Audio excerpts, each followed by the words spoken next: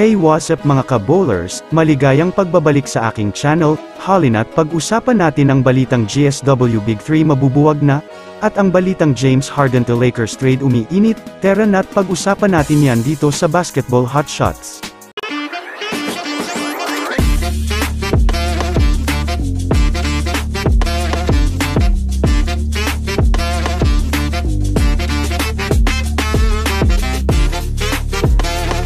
Una nga tayong ako mga ka-bowlers sa balita ngayon patungkol sa Los Angeles Lakers.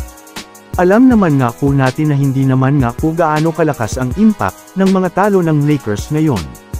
Ngunit syempre hindi pa rin naman nga po natin mga ka-bowlers, maiiwasan na may mga fans pa rin ang dismayado sa kanilang pinapakita ngayon.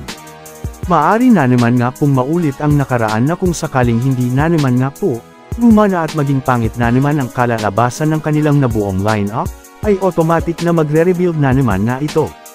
Possible na naman nga na kumuha na naman itong Lakers ng panibagong superstar, na maaring makatulong sa pagpapalakas ng kanilang line-up. Kaya naman kahit man nga magsisimula pa lang nga po ang regular season, ay may inilabas na naman ng trade proposal ang Lakers. Makukuha nga ng Sixers itong si D'Angelo Russell, Jarred Vanderbilt at kasama ang 2029 first round pick. Habang makukuha naman ng Lakers itong si James Harden. Ano sa tingin nyo mga ka-bowlers ay comment nyo sa baba. Ako naman tayo ngayon mga ka-bowlers sa balita patungkol ngayon sa kupunan ng Golden State Warriors. Well, alam naman nga po natin sa ngayon mga ka-bowlers na hindi pa nga po pinipirmahan ni Klay Thompson ang kanyang contract extension sa Warriors.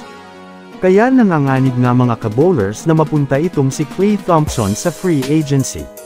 At pag nangyari nga yun mga ka-bowlers, yan na nga po ang dahilan mga ka-bowlers ng pagkawasak ng Warriors Big 3, samahan mo pa ng isa na rin ito sa maging dahilan ng pagtatapos ng dynasty ng Golden State Warriors.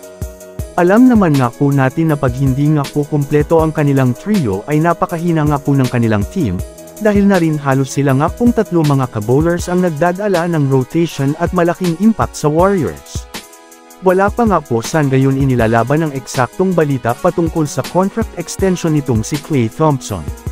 Kaya naman abangan na lang natin ang mga susunod na update patungkol sa balitang ito. So that's it for today's video mga ka-bowlers. Yan lang ang ating pag-uusapan sa ngayon. Pindutin na ang subscribe, and hit nyo na rin ang notification bell, para sa mga susunod na update sa mundo ng basketball. Again, this is Basketball Hot Shots. Thanks for watching.